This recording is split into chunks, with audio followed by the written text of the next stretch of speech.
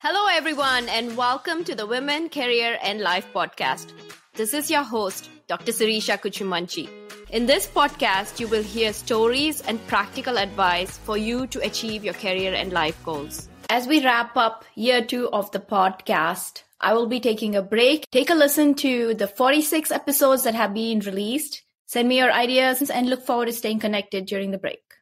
I am so excited to have Mita Mallick. She's a change driver and advocates for the Black and Brown communities through her podcast, Brown Table Talks. She's just written a book, Reimagine Inclusion. Mita, thank you for being on the podcast. Thank you so much for having me. I've been watching your journey on LinkedIn and listening to your podcast. How did you get here? I'll start at the beginning. My journey is that I'm the proud daughter of Indian immigrant parents. My younger brother and I were raised here in the US, right outside of Boston. And I was the funny-looking, dark-skinned girl with the long, funny-looking braid whose parents spoke funny English until it wasn't funny anymore. And in my community, for most of my upbringing, my peers made it very clear to me that I did not belong. I was physically and verbally bullied, and those experiences stayed with me. I also didn't grow up in an era where I saw myself reflected in a lot of products and services. And so I wondered whose voice matters and why, who gets to choose these stories. And that always really stuck with me. And because I was so painfully shy growing up, which was exacerbated by the bullying, I just loved writing. I wrote a lot. And that really actually drove my passion into going into marketing and being a storyteller. And then me transitioning into being a chief diversity officer, really thinking about how you create end-to-end inclusion ecosystems, which I talk about in Reimagine Inclusion, but really that it's more than just about marketing. It's about everything that we do at work. That sounds quite painful and traumatic, what you went through as a child. It's driven your advocacy. It's driven what you're doing today. And you're talking about end-to-end because there's a lot of products now. Even if you look at like cosmetics, you worked in a lot of beauty products, right? A lot of discussion around even the Crown Act. There's spaces that are being verbalized now. It's even 20 years ago when I started the workspace, we didn't talk about most of it. We didn't strike us how it looks and different.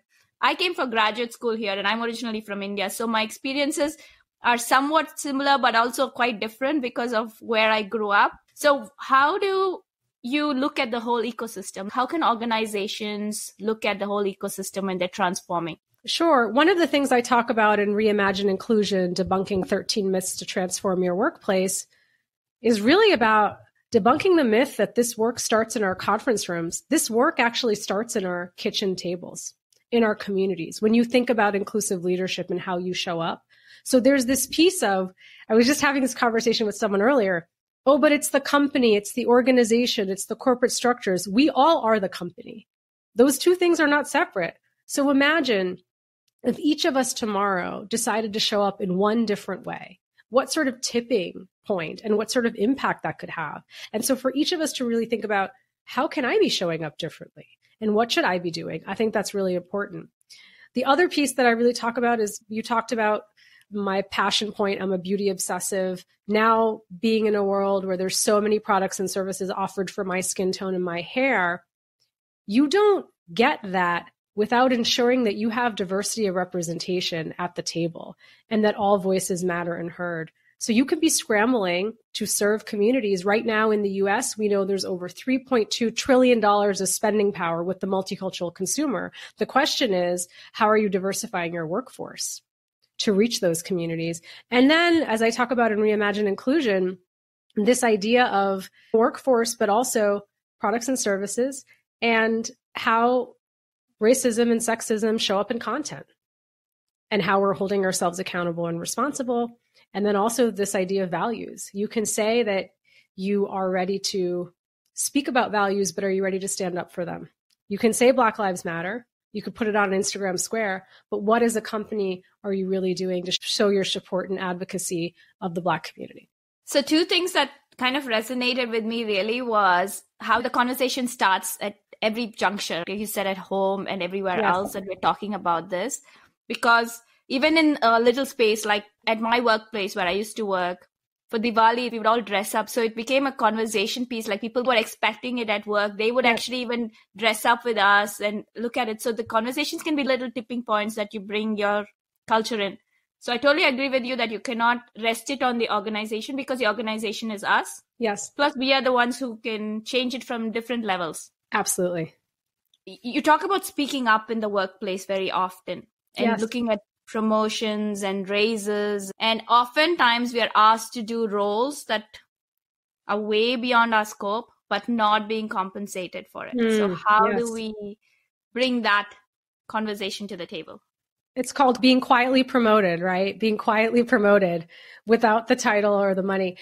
I would say to you that I am tired of speaking up. I continue to do it because it's important. I want allies to speak up on my behalf, speak up on your behalf, speak up on all of our behalfs. We are all an ally for someone. Just remember that. Everybody is an ally for somebody.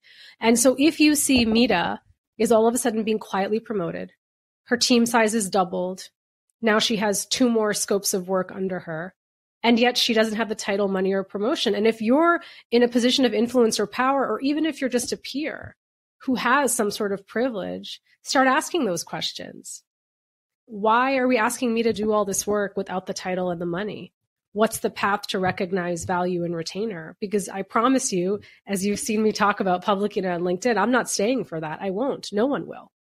And so I really want others to speak up on our behalf. And I want anyone listening today, whether you're in an individual contributor role, whether you are leading teams, particularly, let's say if you're leading teams, you don't have to wait for Women's Pay Equity Day or whatever these days that we have that we've all been focusing on. Check the pay today. Don't wait for HR. Go and see if the women on your team are being paid fairly and equitably. And if they're not, do something about it.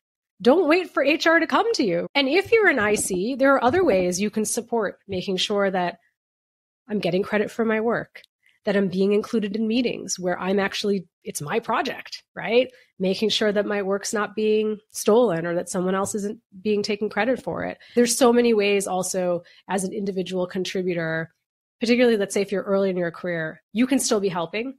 And then I will say, because I had this conversation with someone earlier today, I'm not naive in thinking that organizations aren't political. There's a cost to speak up. Right? There's a cost to speak up. You could worry about making a mistake, damaging your pride, your reputation. Does it cost you social capital? Does it cost you political capital? But imagine if each of us were speaking up. Because if we're all speaking up, then it doesn't matter if it's just one person speaking up, because then it becomes really a movement where people are really just advocating for each other in their organizations. The allyship shows up, even if you look at it in meetings, you are speaking up. If someone is spoken over, yes, how do you highlight them? How do you give them credit for the idea? And that's where all the allyship comes in. To your point, when you're getting quietly promoted, so many spaces watching for it. And I think it's important to note, to your point, it doesn't have to be within your circle of influence. Yes. It can be outside your circle of influence where you see something else in another group or an opportunity for growth for someone else to go highlight it to that leader saying, I think they need to be promoted. Absolutely. Are you having these conversations or even stepping in? I know, and sometimes I've gone and said, can I have that conversation with them and talk about getting promoted because I think they're ready for the next level, and really highlighting that fact, because then if their manager or their boss is not looking at them through that lens, someone else can highlight them and say, hey, they have the potential to do this. We need to be talking about this individual. Absolutely. We want to feel acknowledged. We want to feel valued. We want to feel heard for what we're doing. Yes. And in some ways, I think those with the power, and I think we're talking about power in our own individual hands and power that lies within the organization and how it can go back and forth. Yes. And in some ways, you can go and ask your manager, and I've done it in the past if I was being paid equally, and it's something that you can ask. To your point, you have to, I think the caution for us is we're always wondering what blowback we will see from this, how we will be perceived, the political capital, absolutely. Everything that we lose. So it is a bit hard, but you have to think whether it's something that you want to do. Interestingly, I quit my corporate job a few months ago. And one of the first calls I got after that was somebody who I worked with who was asking me, who wanted to talk about their salary and if they were paid equitably and what they thought what their compensation looked like. And it was an interesting conversation because obviously I didn't talk about this when I was working with them, but they felt comfortable when I had stepped out to have this conversation saying, hey, this was my raise. Does it make sense? Yes. And so it was a good opening to discussion to have. And I think it's also a generational difference. First is the culture. We don't talk about money, Sure. where Yes. most of us, where we come from. But I think it's also generational difference because all the people who are entering the workforce now are very open about how much they get paid. They talk about it to each other, but we are not conditioned to talk about how much we get paid. It's a taboo. With each other. Yeah. One of the myths in Reimagine Inclusion, it is the following. Why are you asking for a raise? Your husband makes more than enough money. And in that story, what I'm trying to tackle is the two sides of what you were talking about. Oftentimes, we are still learning ourselves how to negotiate, how to talk about money, how to ask for more.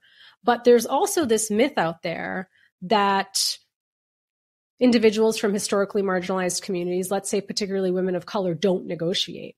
And that's not true. Oftentimes we do negotiate and we're gaslit, we're minimized, we're dismissed. In that example I share with the former boss who, when I went and did all the work to ask to get paid more, the analysis, my accomplishments, what the market was offering for that job, that was his response. Why are you asking for a raise?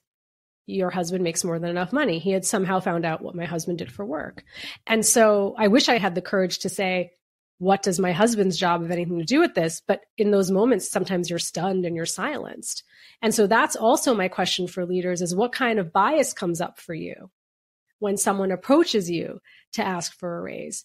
And are we paying people fairly and equitably, or are there biases at play that we don't even recognize?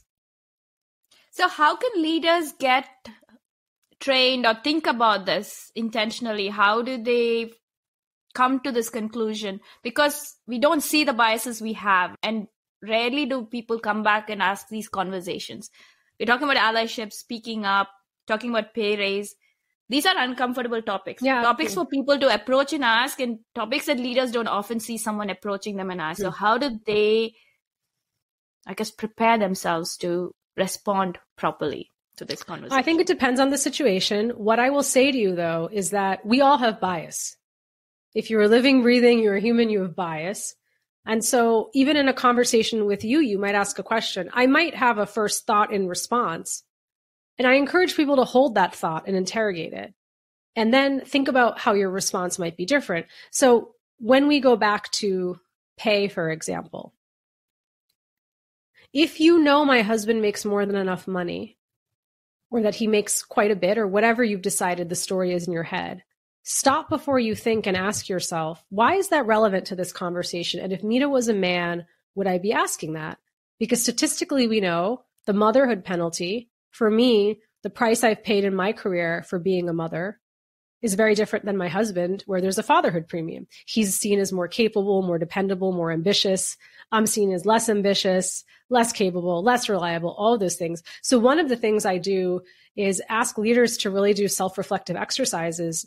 And from the lens of gender, as one example, if you are asking all these questions about women candidates and women talent, would you interrogate men in the same way? Stop and ask yourself, would you interrogate men in the same way? Mita, overly ambitious. John, determined. John, thoughtful. Mita, overly detailed, in the weeds. John really rallies his team, magnetic personality. And guess what? Even cries when he gets emotional. Mita, overly emotional. Can't rely on her team. People can't rely on her. And oh, by the way, as I've heard, and I'm sure you've heard, oh, it must be her time of the month, right? Those microaggressions. Oh, that's why she's emotional.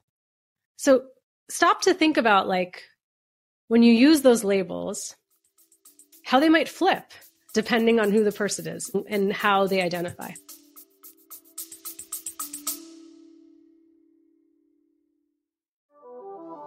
Don't forget to subscribe to my Substack newsletter. The links are in the show notes. If you're looking to partner with me for keynote speaking on women leadership, financial independence, or graduate school and beyond, check out my website and reach out to me. Stay tuned in and listen to the rest of the podcast. Thanks for listening. Yeah, it's a lens we It's a double-edged sword, I think. We struggle with you cannot win either side of it because Yes. you're either too aggressive or too assertive. So there's this cartoon someone sent me, which I thought was very representative. It showed two women looking away from each other, typing on their computer, and one asked the other one, "What's the difference between assertive and aggressive?" And the other one says, "Gender." And I thought, oh my gosh, Yes. this is such a perfect way of captioning it, because I always, and I say this often in the podcast, damned if you do and damned if you don't. You cannot, if you're not aggressive enough, you're not valued. It's like a tightrope. Yeah, a tightrope we walk. Exactly. You cannot express your feelings a certain way. So we all come very often. I struggled with it in the beginning. I came a certain persona to work because I thought that was what I had to do to be taken seriously. But realized that's not exactly what helped. And then slowly over time, figuring it out. And I exactly had that same conversation with someone this week about how we show up at work is very dependent on thinking how we want to be perceived. Absolutely. And it's very hard to do that.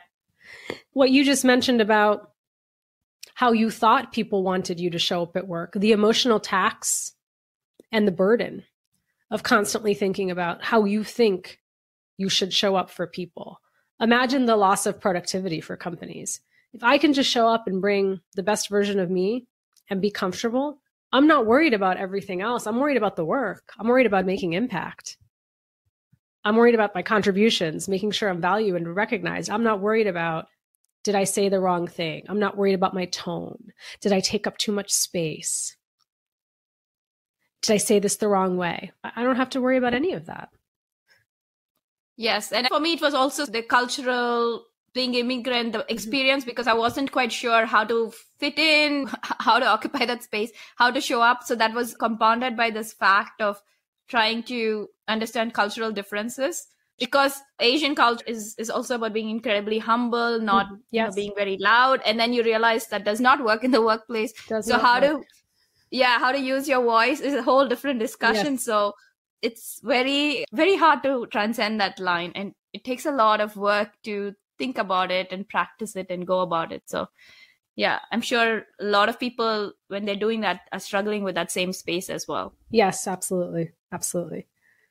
So some of the other myths you talk about are when people think they're supporting women, you talk about maternity leave, you talk about other policies. What can they do when the way they show up to support? And it's not just men, it's even women supporting other women. How do we show up as doing the right things? I think too often we look for company policies and programs to guide us, which is true. We should.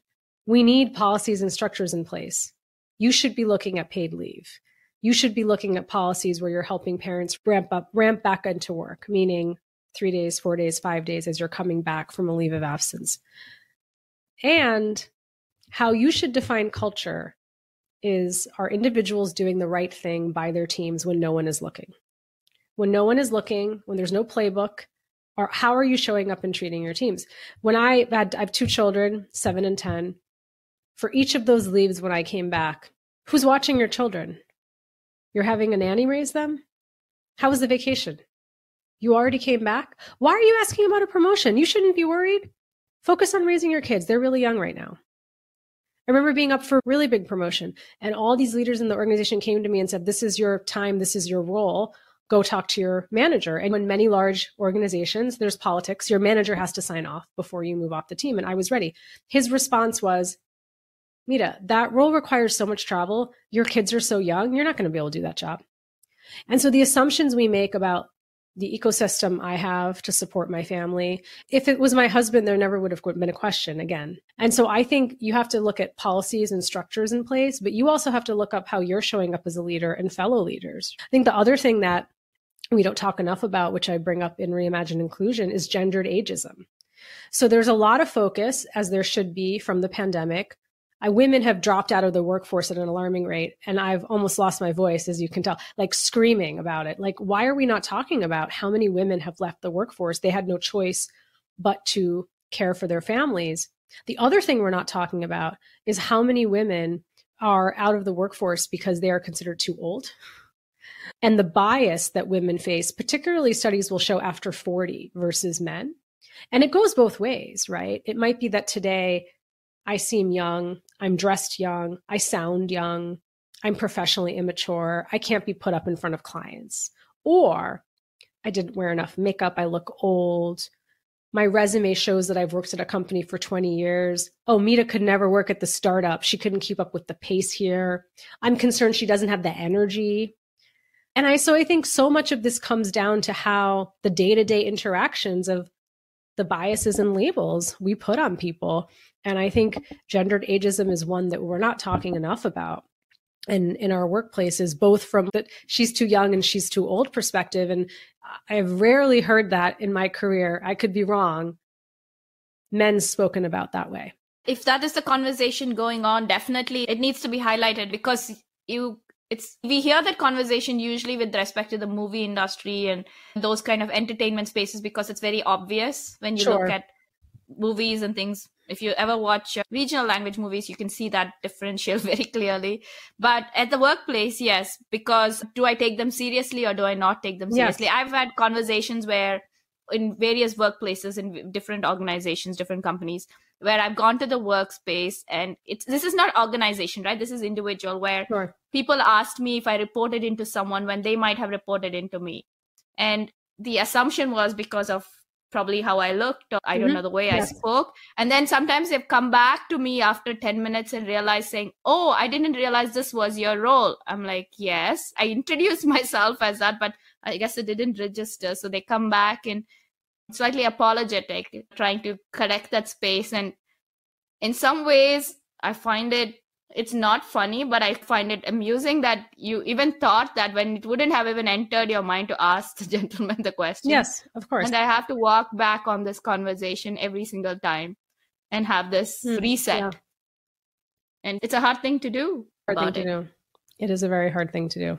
One of the things our listeners might ask is, okay, great, you're bringing these things up. So what do you do about it? And I think in those moments, sometimes it's hard in a public space because it could cost you your, again, political capital, social capital. You could always, it's never too late, right, to interrupt. You can always pull someone aside afterwards and say, you made this comment about Mita being a new mom and not being able to take a travel role, but have we asked her, or do we make an assumption?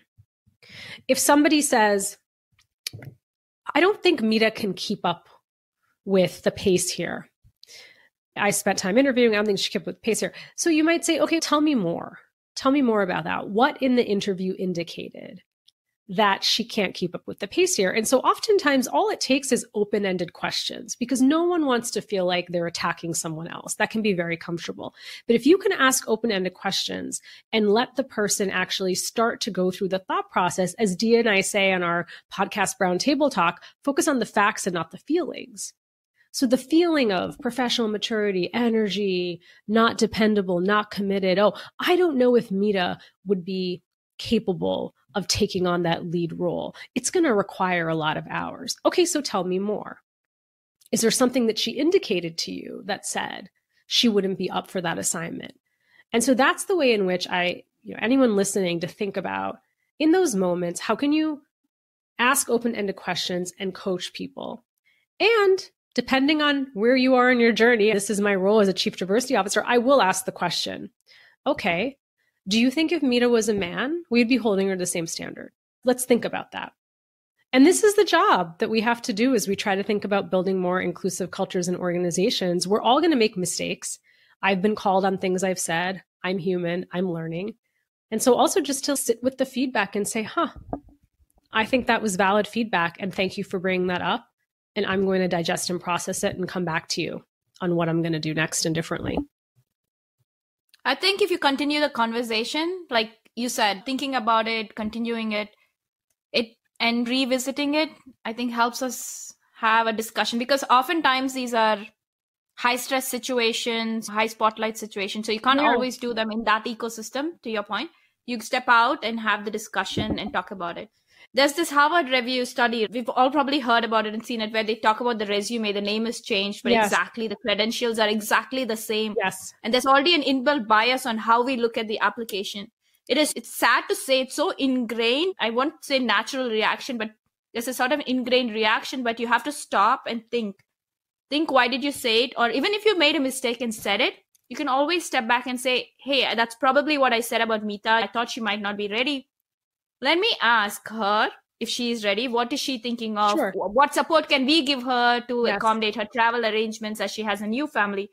That's a way to transform the conversation. Maybe you made a misstep. Maybe you want to Yes. recorrect the conversation. So you open that doorway and say, Mita, I know we asked you these questions, but we also wanted to be supportive of your change in life situation. So we wanted to see how we can support you with this travel accommodations, if that was the case, or how else can we change the organization? That may be one way to tackle it. But to your point, asking them when they are reviewing the job descriptions is to see which one, because that's that leaky faucet, that leaky pipeline that happens. People start with 40% women, then you keep losing them along the way, because when you're making hiring decisions and stuff, Sure. it kind of tapers off as well. So it's hard to deal with that. Absolutely. Absolutely. I love that advice. We are talking about diversity and inclusion in the workforce and enabling more women into leadership roles. We talked about pay raise and highlighting and making sure that everyone gets credit, gets the value, gets the spotlight for everything that they do. We talk about organizations. So what can I as a person do to make sure I'm having the conversation without giving up my space, still creating some safety net around me? Because I want to talk about it from both aspects, where I'm not worried about my social capital or political capital and I'm willing to go all out. Some people might be willing to do that. And some people who are a bit more, they're newer to the space, they're still thinking about how do you establish their footprint? How do they approach a lot of these conversations with their managers and things? So I think when we talk about speaking up and being an ally, I think we said, depends. In my role, it's important to me to do it publicly with kindness and grace when I can and I see it happening in action. Oftentimes, though, it might be one-on-one conversations. I am this person who always rewinds things in her head. So I might be in a meeting and something was said or something happened and I didn't say anything.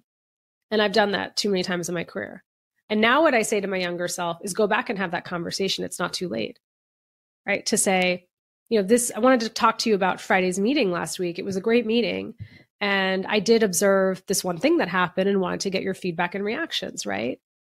And so that happened recently where I went to a leader and I said, I'd love your advice on this situation. Here's what happened. And it was actually something that happened in her organization. And she took accountability very quickly. But I didn't go in saying, I know you did this and this is what happened. I actually said, here's what I heard and help me understand, right? Help me understand what the situation was. And so I think those are the ways in which you can do it. The other thing is, if you are not in a position to speak up yourself about something, find someone else who you trust who can help you do that. Find someone who is in a position, like you said, who's more comfortable, who's more senior, who has more political or social capital, who will do that. And I always say everyone's an ally for somebody. And so depending on your organization, it depends on who holds the power cards, the power chips in the organization. In many of our organizations and in boardrooms, it's still white men who are leading our organizations. And so to the white men in my career and my life who have helped me, there's so many of them who have been great allies, who have spoken up. And so I hope and I know that more men will do that on behalf of all of us. They are the one. We need allies from everywhere. Yes. Otherwise, we won't be able to move ahead. And how can you continue to support someone else and make sure that others are supporting you as well? And sometimes going and asking for the help. People may not realize that a situation occurred. Maybe you frame it and say, this is what I thought I heard, or this is what I experienced. I wanted your perspective on it. Or what can I do to change it? What can we do to change it? Because people may not be privy to all conversations. It's the he said, she said. It's like passing the parcel, this game. By the time the message is conveyed to the last person, it's been transformed. So if you are the one experiencing it, it helps to go and have this conversation with someone. I'll give you a real practical example. I talk about it on the Brown Table Talk podcast. Early in my career, in one division, it was my friend and myself. We were the two Indian women. And I always was, I'm going to just make the name up. I was always mistaken for Shilpa.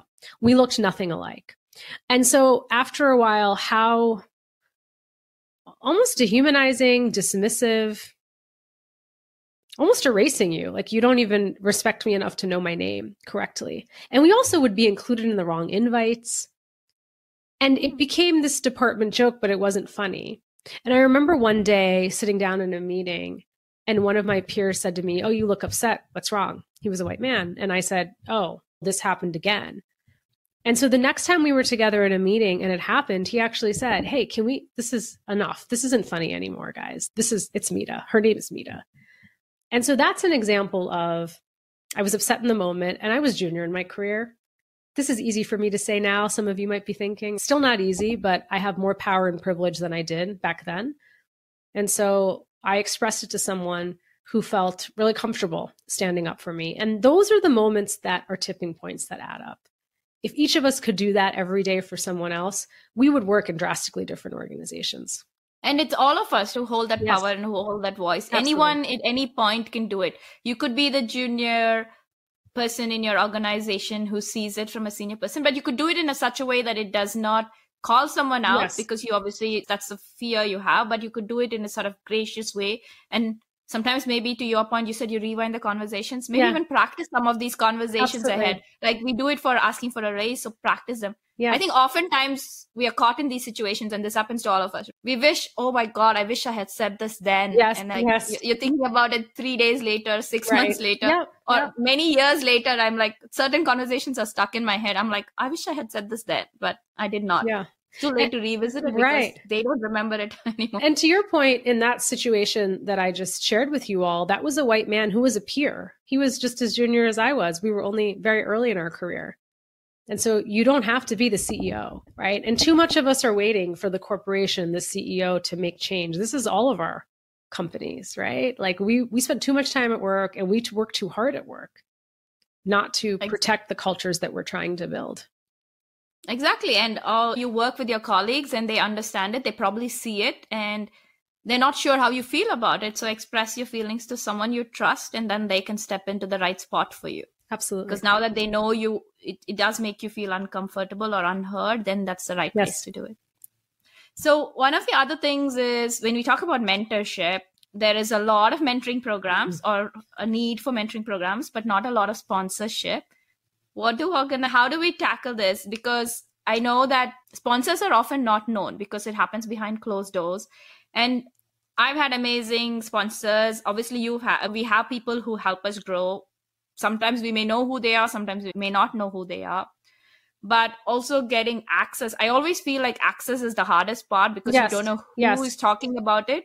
So how do you get access? Like, what can you do? I mean, there's organization, but I think what we're trying to always circle back is organizations have a space, but we also own our space. So how do we continue to take up more of it? So what can we do to make sure we're getting sponsored and heard? I love this question. One of the myths I debunk in Reimagine Inclusion is we need more people of color in leadership. Let's launch a mentorship program. And I think all of us can relate to, no matter what's happening in an organization, sometimes launch a mentorship program. That's the solution. And here's what I will say. I have been over-mentored and under-sponsored in my career. And I'll say it again, over-mentored and under-sponsored. And some people take offense to that. But what I will say is I would not be here. I wouldn't have been invited to be on your podcast if I didn't have so many amazing mentors to support me. But here's the difference. A sponsor is someone who actually has the power to advocate and play an active role and influence in your career. Mentors come in all different shapes and sizes. They're inside your organization. They're outside your organization. A sponsor is typically someone who's 2 levels above. They have pretty large P&L, budget. They're sitting in the room when talent decisions are happening. And there's someone who has political capital and social capital and is willing to use it for you. One of the most game-changing pieces of advice I was ever given by my career sponsor, Gail Tifford. She said to me, Mita, do you know who's talking about you when the doors are closed? And I said, people are talking about me when the doors are closed, right? And so I actually never thought, when you have annual talent planning or reviews, do you actually know, and this gets uncomfortable because people are talking about me, who's sitting at that table other than your boss? Especially if you don't have a good relationship with your boss. Who else is going to be vouching for your career? Because ideally, your boss should be sponsoring your career. We know that's not always going to happen. So what I would say is I started to think about my career in this way, because a lot of companies, and I talk about this in Reimagine Inclusion, you can actually form sponsorship programs, right? You can do that. And diversity, equity, and inclusion, HR is involved in that. But what if, to your point, you're looking for a sponsor? Really think about what key initiatives you're working on and who else might be interested in. So let me give you an example.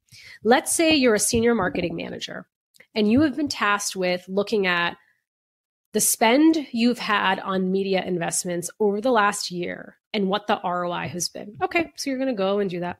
Now, here's really interesting. What if you went and met with the division CFO and shared with them that you're working on this and asked for feedback? So you start to attract attention to initiatives you're working on, and you start to gain interest.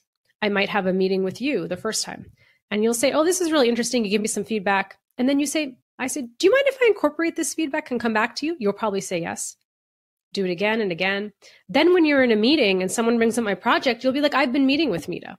Because here's the thing, and particularly when I talk about for white men who feel like their voice doesn't count in diversity, equity, and inclusion efforts, it absolutely does.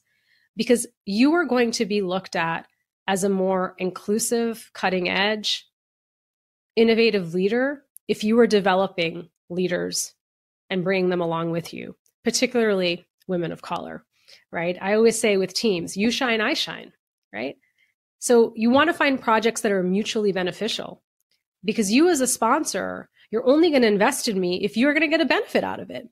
And so I could give you example after example of where you can look at someone's project and you can think about who else in the organization might be interested other than the boss and the immediate team. And so I started thinking about, how could I draw these people in? Now, you don't need 10 sponsors, right?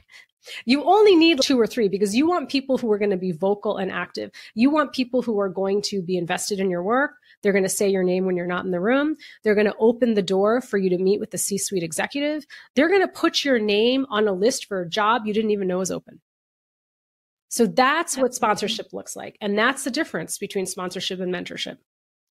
Yeah, because mentorship is not opening the doors. It's opening doors in your mind for what you can achieve, but it's not opening the doors in the workplace for what to get done. Yes. And when I think of sponsorship, it's a conversation I have with a lot of people when I at work and when I was even outside, is you need to be having skip level conversations. You need to be talking to your boss's peers. You need to be talking to their boss's peers, because think about it this way. If you're getting promoted, you're going to be your boss's peer. He cannot actually give you the job. The person above has to give you the job. 2 levels above, skip level. Exactly. Exactly. And then when you're in the room and they're doing your talent review, you want other people speak, because your boss is going to advocate. Everybody's going to advocate often for their teams. So you need other voices to support you.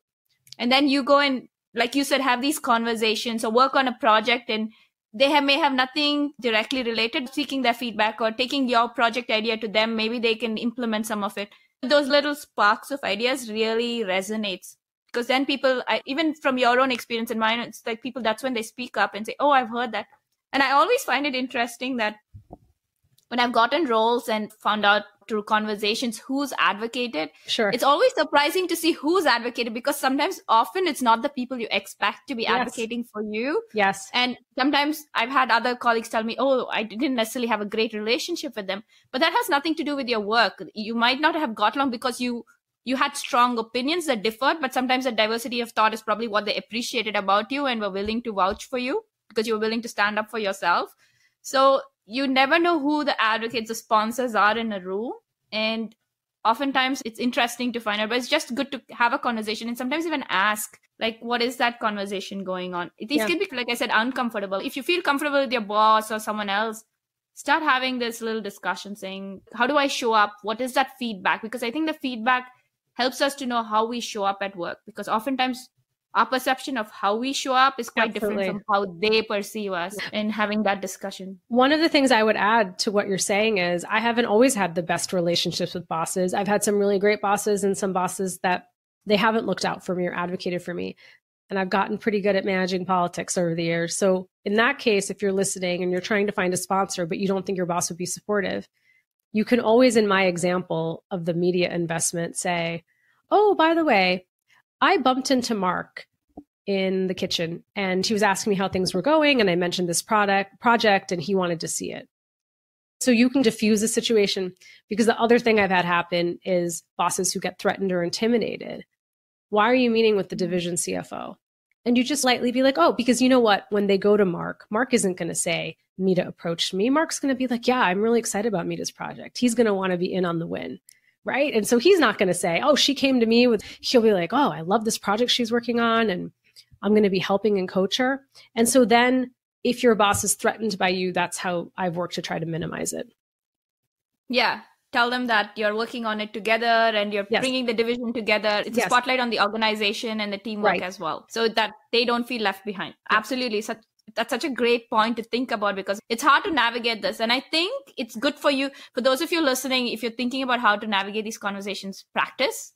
Think of some of the stories that we've been sharing, that Mita's been talking about, and find some people in your space, in your workspace, that in your work environment that you feel like are trust and safe spaces to have these conversations in little bits and see how to work it out, or even outside of it, because that's the only way we're going to figure out how to do it. It's hard enough to do it on your own. So this has been really good. So I wanted to quickly sum up before I ask Mita these final 2 questions that I ask every guest. So Mita's been talking about advocacy, about being allies. We are all allies of each other. Very important to remember. We all use political and social capital when we show up at work, for ourselves or for others.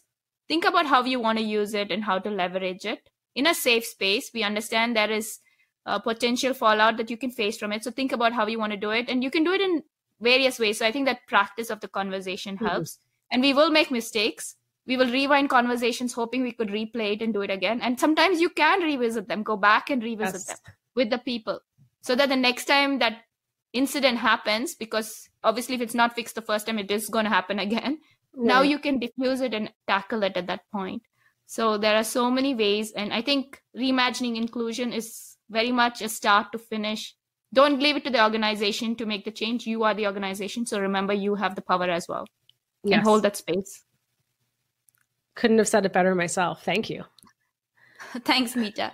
So this is a question I ask every guest. What advice would you give your 21-year-old self? Do it afraid.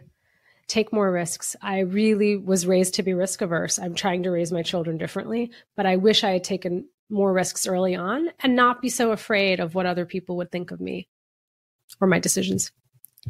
Yeah, I think that almost always holds us back. Some of it is our upbringing. Some of it is what we're told. And it is a transformation to go it. So I just wanted to say this because you brought up your children. So I have teenage boys, and this is a struggle and it's a challenge, but I actually appreciate it because giving them space to express their opinion is something. They're teenagers, let's be clear. So it's a challenging space sometimes, but I feel like if they don't have it at home, how are they going to show up tomorrow at work and suddenly transform themselves and speak up? I'm like, it's a fine line I walk there, that tightrope I'm walking at home sometimes, but they need to have that express space to do that. Yes. As well. And what is the one word you'd use to describe yourself? My word of the year is unstoppable. Wonderful. Unstoppable. That's the word. I'm sticking with it. Unstoppable. And I think that's exactly how you're showing up. So that's amazing. Oh, thank you very much. Thank you. I see you on LinkedIn. So I know you've written the book. How has that journey been? It must be a lot of heavy lifting, I bet. So my journey to write this book was, I wrote the book 4 years ago. And I received so many rejections and no's. People said her writing's really great, but she doesn't have enough followers. There are too many people like her writing books like this. Someone said, come back when she's written a book more like Sheryl Sandberg. And so I received every rejection possible. And at my lowest point, my good friend Lan Fan, who runs Community of Seven, also go check her out on LinkedIn. She said to me, just keep doing what you're doing. Create content, create community, create conversation, and the book deal will happen. And I talked about this in a recent episode of Roundtable Talk. My good friend DC Marshall has a book deal with Wiley. And after we launched Roundtable Talk, a few seasons in, Wiley asked her about me. And there's an email that says Mita Mallick in the subject. And it says, your co-host sounds amazing. Does she have a book deal? And so I didn't let the dream die. Don't let your dreams die. I've been writing ever since I could. And I've always wanted to publish a book, and my first book, hopefully many to come. And so rejection, my friends, is redirection. So you will end up there, just maybe not in the way you expected. Yeah, be unstoppable, like Mita said. And congratulations. I'm sure it's one of many books, and it will transform not only people and organizations. And I wish you the best. Thank you so much for having me. And thanks for the impact you're having with this podcast. I appreciate you. Thank you. And so how can people reach you? How can they order your book? Where can they find it? Yeah, please go to Amazon. There is a pre-order link now. Please place a pre-order. Pre-orders mean a lot to the author. and indicates to the publishing house how much they should be printing. And also because this book is for anybody who is committed to creating a more resilient, inclusive organization. And I know, as you said, it's going to help a lot of people on their journey to be more inclusive leaders. And you can also follow me on LinkedIn. Yes. So definitely follow the conversation because you will learn a lot and from Mita and all the ecosystem around her and the conversation that goes on even in her feed. So thank you, Mita, for being here. This was wonderful. I'm so glad we got to chat as well. Thank you. This is an indie podcast. And if you really enjoy the content, you can help me with production by supporting me. You can buy me a cup of chai. I'm not really a coffee drinker. Or you can enable me by subscribing for either a monthly or an annual plan as well. Thank you for doing this. And don't forget to share this episode and put in the reviews what you liked. What was your key takeaway? That's really what I want to know. I want to know how this is impacting you and what's infinitesimal changes you're seeing in your life. You can always reach me through Instagram by sending me a DM at Women, Career and Life. Thank you so much for tuning in. See you next time.